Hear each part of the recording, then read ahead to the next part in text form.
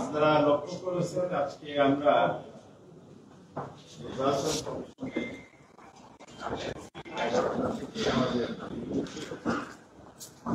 কয়েক ঘন্টা সময় আমাদের সাথে আলোচনা হয়েছে। চিফ ইলেকশন কমিশনের সাথেই আমরা বৈঠক করেছি এবং সেখানে যে বিষয়গুলো আলোচনা হয়েছে করে সংক্ষেপে আমি বলতে চাই। প্রথমত, আপনারা জানেন গতকাল আমাদের নিবন্ধন এবং প্রতীক আদালতের আদেশের প্রেক্ষিতে ইলেকশন কমিশন বাস্তবায়ন করে একটি গ্যাজেট প্রকাশিত করেছে। এটার মধ্য দিয়ে আদালতের যে ন্যায় বিচার এবং ইলেকশন কমিশন বাস্তবায়নের মধ্য দিয়ে জাতিকে আশান্বিত করেছে এবং এটাই প্রমাণিত করেছে বিগত দিনে ফ্যাসিস্ট আমলে একেবারে অন্যায়ভাবে পলিটিক্যাল ব্যাড ইন্টেনশন থেকে জামাতের নিবন্ধন বাতিল করা হয়েছিল। পরবর্তীতে দাঁড়িপাল্লা যে প্রতীক, আমাদের দলীয় প্রতীক, সেটাও এই নিবন্ধনের সাথে যুক্ত করে আমাদের প্রতীক কেড়ে নেওয়া হয়েছিল। চরম অন্যায় করা হয়েছিল, আমাদের অধিকার লঙ্ঘন করা হয়েছে।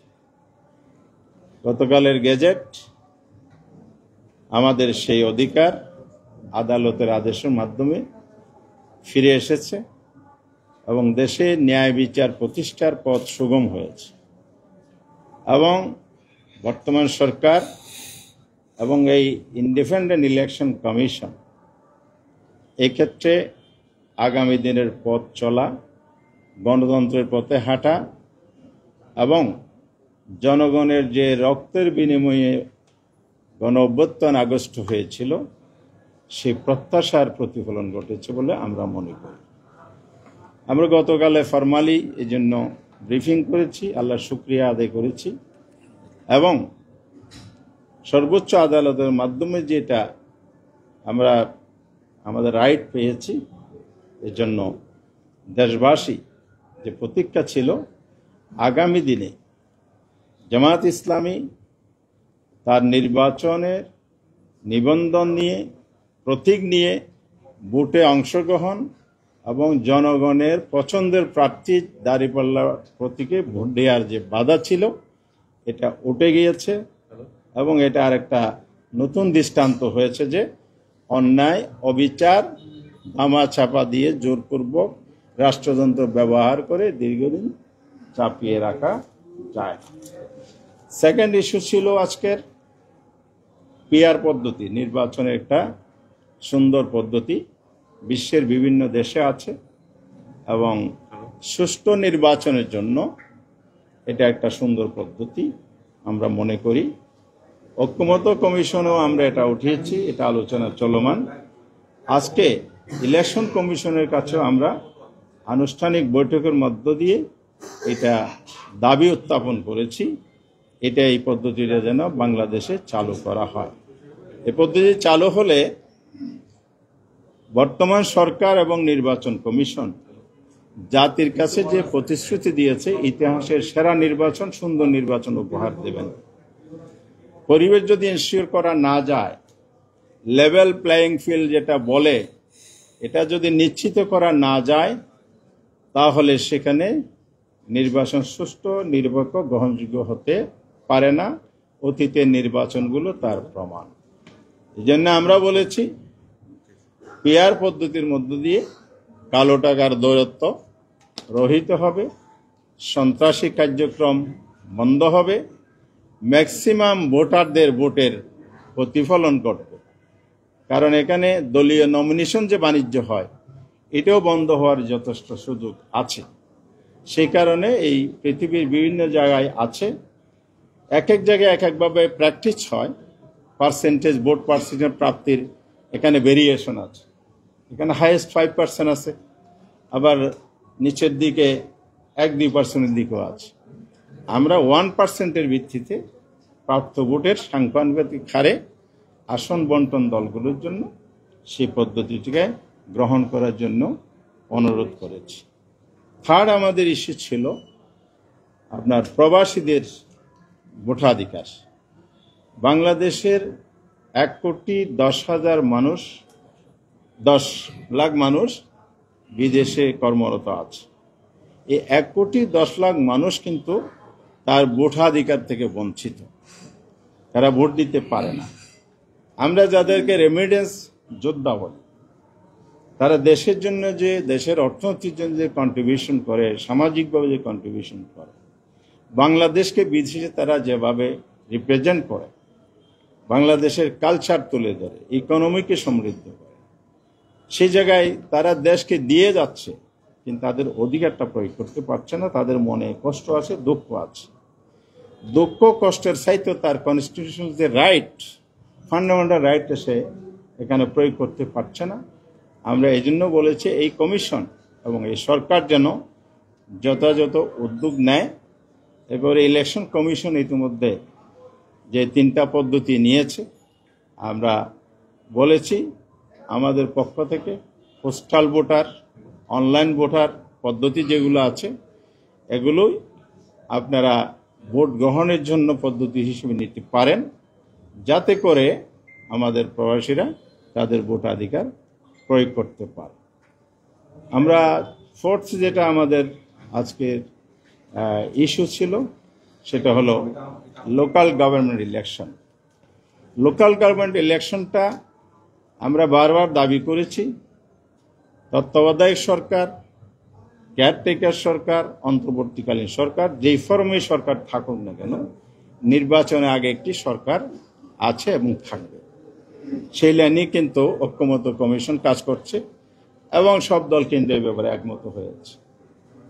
অর্থাৎ একটা অন্তর্বর্তীকালীন সরকার যে হবে, এবার কারো দ্বিমত নাই। সেই সরকারটার অধীনে যদি লোকাল গভর্নমেন্ট ইলেকশন হয়, তাহলে এটা অনেক বেশি ফেয়ার এবং গ্রহণযোগ্য হবে এবং সেখানে জনগণের সঠিক প্রতিনিধিত্বটা আসবে।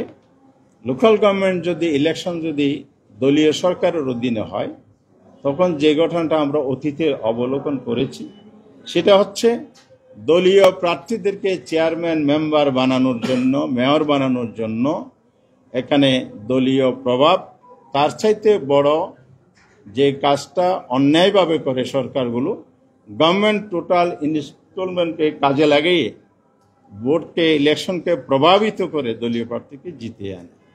ফলে এখানে জনমতের প্রতিফলন হয় না, পছন্দের প্রার্থী নির্বাচিত হয় না। সেই কারণে আমরা বলেছি এটা যদি নিরপেক্ষ নির্দলীয় সরকারের অধীনে হয়, এটা ফেয়ার হবে, গ্রহণযোগ্য হবে, সেটা আমরা দাবি করেছি। আর ন্যাশনাল ইলেকশন সামনে হবে, ন্যাশনাল ইলেকশনের আগে আমাদের দাবি লোকাল গভর্নমেন্ট ইলেকশন করা। এটা এবারের জন্য, ভবিষ্যতের জন্য অন্তর্বর্তীকালীন সরকার বা যেই ফর্মে নিরপেক্ষ নির্দলীয় সরকার আসবে তার অধীনে করা। পাশাপাশি আপনার ন্যাশনাল ইলেকশনের পরিবেশটা যাতে এনশিওর হয়। এখানে লেভেল প্লেইং ফিল্ড, যেটা আমাদের রাজনীতিতে প্রচলিত বহুল আলোচিত ভাষা, সেটা শুধু ভাষা হিসেবে নয়, বক্তব্য হিসেবে নয়, কার্যকরভাবে এটা হয়। ল অনেক আছে, আইন সংশোধনের কাজ এখনো চলমান, সংস্কারও হবে, সব কিছু হবে, কিন্তু এটা কাগজে যেন না হয়, এটা যেন বাস্তব ময়দানে এবং ফিল্ডে হয়। আমার কাগজের সাথে বা যা লিখিত থাকবে সেটা মাঠের সাথে মিল থাকে। জনগণের প্রত্যাশা এটাই। এই জন্য জনগণ জীবন দিয়েছে, রক্ত দিয়েছে। রক্তাক্ত গণঅভ্যুত্থানের মধ্য দিয়ে নতুন বাংলাদেশের যাত্রা শুরু হয়েছে। আমরা আশা করছি আগামী দিনে যখন আকাঙ্ক্ষার প্রতিফলনের জন্য ইলেকশন কমিশন আস্থার সাথে জনগণের সহযোগিতা, স্টেক হোল্ডার, রাজনৈতিক দলের সহযোগিতা এবং তাদের আরও আনুষঙ্গিক যত প্রয়োজন সেগুলোকে এনশিওর করে সামনে আগাবে। আমরা আশা করছি আগামী একটা সুন্দর নির্বাচনের মধ্য দিয়ে এদেশে প্রতিষ্ঠিত হবে, এই প্রত্যাশা আমরা রাখছি। এটাই ছিল আজকে। যে প্রস্তাবগুলো আপনারা দিয়েছেন, এগুলো নিয়ে তো আপনার জাতীয় ঐক্যমত্য কমিশন কাজ করছে, সেই প্রস্তাবগুলো এখানে কেন, ওখানে প্রস্তাবগুলো এখানে কতটুকু ফ্রুটফুল হবে? হ্যাঁ, এটা হচ্ছে জাতীয় ঐক্যমত্য কমিশনে আলোচনা হচ্ছে, এখানে জুলাই চার্টার বা ন্যাশনাল চার্টার একটা হবে। এটার এক্সিকিউশনের জন্য গভর্নমেন্ট কিন্তু উদ্যোগ নেবে। আর যে বিষয়গুলো ইলেকশন কমিশনের সাথে রিলেটেড, যা আমরা বললাম, যে কয়টি বললাম, সবগুলোই হচ্ছে ইলেকশন কমিশনকে এক্সিকিউট করতে হবে। তো যারা এক্সিকিউটিভ বডি হিসেবে কাজ করবে এবং রাষ্ট্রের একটা সাংবিধানিক প্রতিষ্ঠান হিসেবে তারা রোল করবে, আমরা মনে করেছি এই জায়গাটাই ওখানকার জায়গার সাথে সমন্বয় করতে হবে এবং ওনাদের কাছে আমাদের বক্তব্যটা তুলে ধরলে এটা বাস্তবায়নটা সহজ হবে বলে আমরা মনে করি। লোকাল গভর্নমেন্ট নির্বাচন যেটা আগে বলছে, একজন বলেন 21-এ যে লোকাল গভর্নমেন্ট নির্বাচনটা আগে করার কথা বলছেন, এই বিষয়ে ইলেকশন কমিশন কি বলেছে? যে আমাদের বক্তব্যের প্রেক্ষিতে ওনারা বিষয়গুলো নিয়ে কাজ করছেন, ওনারা এই ব্যাপারে ওনাদের বক্তব্য দেবেন। ওনারা আমাদের কথা শুনেছেন, ওনারা যখন সব বিবেচনায় এনে Immigration to Canada. We provide the best quality service and solution for Canada immigration. Please visit our website and contact for details.